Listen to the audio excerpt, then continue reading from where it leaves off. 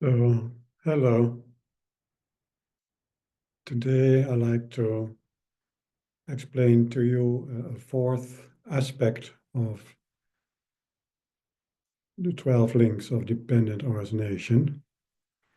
We had three aspects, which is first one was samsara, second one was the 12 links in themselves, third one was a view on how to liberate oneself, and we will continue today with the 8 worldly preoccupations. Later on, we will continue with meditation practice as a counterforce to 12 links of dependent origination, and also continue with a topic on the influence or the energies of 12 links of dependent origination as experienced in the bardo. As you know, bardo is the period of transition between one life and the next life. So some more topics to go and to come. And it's convenient to split them up in separate topics to treat, mainly caused by interruptions in the recording, but now turned into some benefit, meaning treating some topics separately.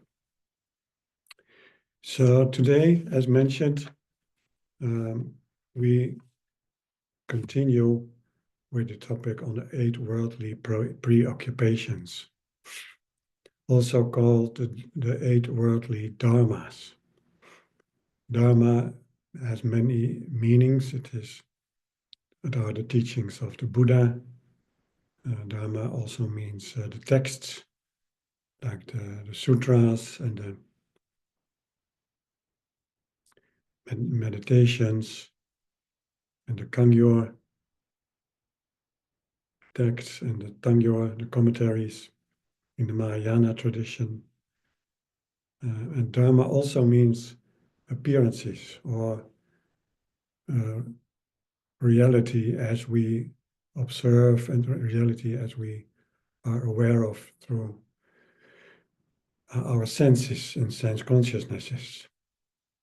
So reality means, also, Dharma also means reality or appearances on behalf of a form, like objects. And also subjects like feelings and mental formations are also considered Dharma.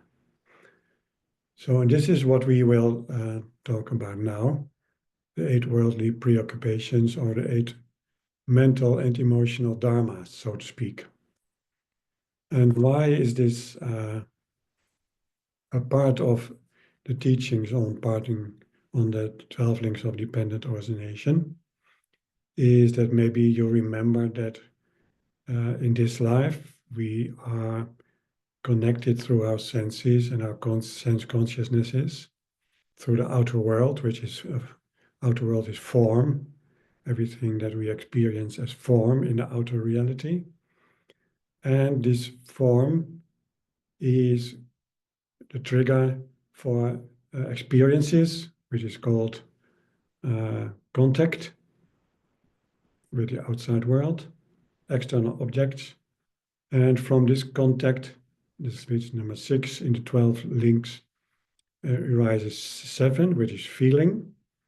And feeling is when one starts to experience the causes of the 3 types of feelings: the happy feelings, the painful or suffering feelings, and neutrality.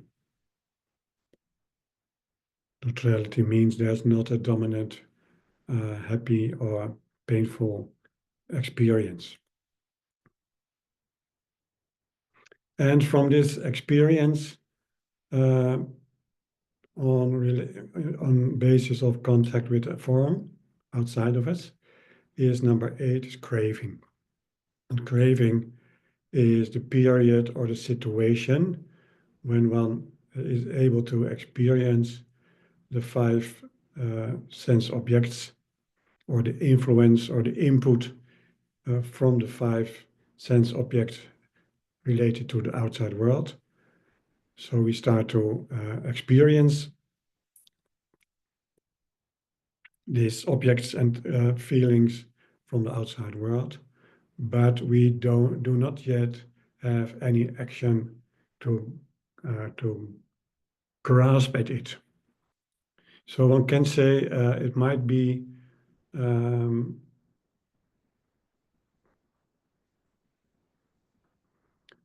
kind of desire, or a kind of expectation, or a kind of attraction, or a kind of repulsion from what the 5 sense objects make us conscious of. So we start to experience the outside world through the 5 sense objects, and there is not yet a craving or starting to possess what one is experiencing or to reject. It is mainly the experience of, it might be positive, it might be negative, it might be something to possess, it might be something to reject. So in short, aversion and attachment, or resistance and attachment, or grasping. So this is called the craving. It is the impulses that we are becoming aware of in this way. And clinging, number 9, is the period or the action or the situation when one is actively seeking to obtain the subject of craving, or the object or the subject of craving. And I've explained that to you in the second meeting. Everything that we create in our life, like jobs, like the way we dress, the relationships, our possessions, our desire, our expectations, our hobbies, our interests, our ego, our mental status, our status in society. This is all a result of feeling and craving, and the clinging is to obtain or to realize or to possess or to reject all these examples that I've just mentioned. This is the clinging. It is trying to possess and to obtain for the rest of our lives because of attachment and desire. And at the same time, it is also rejection, aversion, with some that what we have accomplished, what we have owned, might also be a disappointment, or lose interest, or whatever. And then this is the clinging of being liberated from that what one has accomplished or owned. And from this clinging is number 10 in this life is becoming. It means that we have been engaging and still are engaging in virtuous and non-virtuous actions because of craving and clinging, as just mentioned. And that becoming is the creation of virtuous and non-virtuous actions, or karma. And this is what this conscious and unconscious creating of the virtuous and non-virtuous actions, or karma. This is what the storehouse that leads us to sensations in the next life. And that is where in the next life the ignorance and the formation start again on basis of the becoming the storehouse consciousness in the previous lives. So from this type, these three, craving, clinging, and becoming, now I'd like to specify or give you an example of the eight worldly dharmas, or eight worldly preoccupations, as a result of contact, feeling, craving, clinging, and becoming, which is the full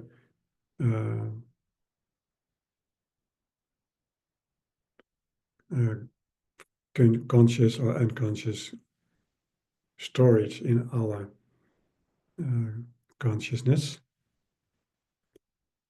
that creates the quality of next life.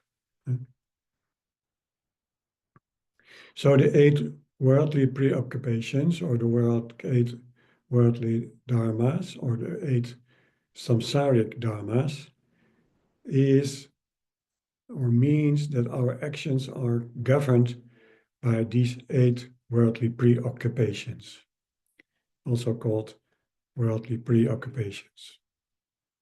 So eight worldly preoccupations, samsaric dharmas, worldly dharmas, are in action, in essence, our actions governed by these eight. And the first, and they are divided in four groups of two, because each group is opposite to each other. So we are governed by our hope for happiness and our fear of suffering. Hope for happiness and fear of suffering. And I think this is very obvious. We are governed and dominated on basis of our desire and on basis of our karma by happiness and fear of suffering. In essence, we are dominated by two dominated by two very powerful forces or existential forces. And the first is that we are driven or governed or dominated by our search for happiness in whatever way this is. I gave you some examples of how we create our life in relationships and daily activities. The main motive is searching for happiness, in very small and short-lasting, long-lasting, from a barbecue with friends into an everlasting marriage. And the other existential force is the fear of suffering. Fear of suffering. Nobody, no animal, no person, no being wants to suffer. And not only that, there's also fear of suffering. And that's why we are hoping for happiness, because we are afraid of suffering. So we create happiness in order not to suffer. But our basic fear is that we will suffer. And that suffering will overcome and will happen to us. And we all know that suffering and happiness are in constant change, and therefore we develop attachment to happiness, to persons, to body, to possessions, to jobs, to holidays, whatever, material things. So we are attached to happiness, and attachment means this happiness must not change. This is called attachment.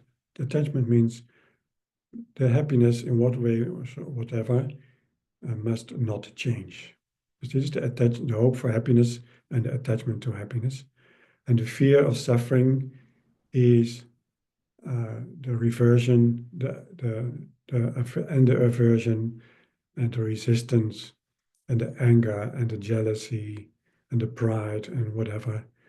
There are all emotions that of which we hope that we will prevent the suffering. And of course, we know that neither of the two is true. There's constant change of happiness and constant change of suffering. So there's no use in attachment, which is the wish of unchanging happiness. And there's no use in being afraid of suffering, because the essence of samsara is suffering, as I've explained in the 3 kinds of suffering before. So second is hope for fame and fear of insignificance. Hope for fame is, of course, related to happiness and fear of suffering. So fame means that I'm well respected. It doesn't mean that the whole world has to know who I am, but fame, for some it is, but fame basically means that I'm respected, that I'm valued for what I do and for how I am. As a husband or as a manager or whatever, or a volunteer, or in art, or in opinions, or in positions, or intentions. My hope is that everybody around me will respect me and value me for these things. And the other side is the fear of insignificance, meaning not to be known, not to be respected, not to be accepted, being worthless compared with others, not being heard, not being taken seriously, not being a very kind person, but instead judged as an worthless person with not interesting opinions or jobs, or not belonging to some groups, or not being chosen to be a part of something or some others. So I think ignorance here is our greatest fear. Or not being important, not being heard, not being taken seriously. Some examples. The third one is hope for praise and fear of blame. And hope for praise is a little bit stronger than the hope for fame. For praise means that I'm, let's say, considered by others. That's my hope, to be better than others, to be honored, to be praised, to be valued more than other beings around me. So it is raising oneself or above others, being better, being stronger, being more intelligent, being more interesting, being more valued for what I do and say and think, and so on. Huh? And fear of blame is the opposite. It is of being degraded, to be or to feel oneself being degraded by others or by myself, in the sense of being less worthy than others, or being accused or accusing myself of doing stupid things, or feeling guilty about, or being responsible for something that went totally wrong, or that I'm feeling myself or holding myself accountable, or others are holding myself accountable for something that was a mistake or terribly wrong, or a guilt. Right? So it is lowering oneself, of being degraded or lowered by others in a negative way, as a consequence of what I did or said or felt. So it is not always coming from the outside world. It is also how we can have hope for praise and fear of blame in ourselves, because of ourselves, because of our identity and our self-esteem or lack of self-esteem. Right? So it can be enters from the outside world, this praise and blame, but we also can praise and blame ourselves in a not reliable way, or let's say as a compensation for my weaknesses. So, and then the last one, hope for gain and fear of loss. Hope for gain is to obtain and acquire and secure everything that I value. This must be the profit, that it rests with me, that it stays with me, that is not getting lost. It is obtaining social status, is obtaining being valued as a very important person, being invited and mentioned through others because of highly being respected. So this is the gain of the ego, or the gain of the identity, and valued by others. And of course, it's also the gain of this is the gain of material things. So it's the obtaining and the gaining of highly praised ego, self, myself positions, and also possessions. And fear of loss, of course, is to be afraid of losing these high positions and losing this beautiful body, and fear of losing the possessions, the fear of losing the status, and so on. Yeah. I think these are just examples, but I think that you can fill in these examples for yourself. And basically, there are manifestations of the ego and the I. There are attachment to reputation, and there are basically attachment and aversion. And this is what causes the craving and the clinging and the becoming, because as a result, the causes of these are the positive and negative actions of body, speech, and mind. Because of feeling, craving, and clinging is becoming. And it can be negative karma when there is hope for this and for that. And it can be negative karma when it is created out of fear for suffering, insignificance, blame, and loss, and hope for happiness, fame, praise, and obtain for gaining. So here we see samsara in its very basic, dramatic existence. It is we are haunted by aversion and attachment and hope and fear. Yeah? And of course, as you remember from the first meeting, this is in the inner circle of the wheel of samsara, and the attachment and the aversion.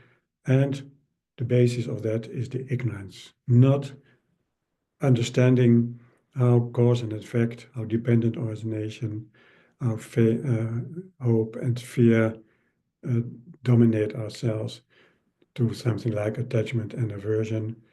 And aversion and attachment, in essence, do not really exist. They are just dependent origination. They are just cause and effect, and circumstances and consequences.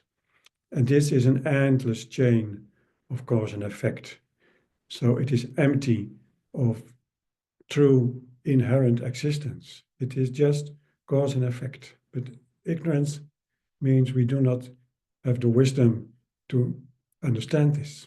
And therefore, attachment and aversion and the 6 realms of samsara, like in the first meeting I explained, and the 12 links of dependent origination are created by us again and again in all kinds of behavioral patterns or impulses or conditioned reaction or propensities.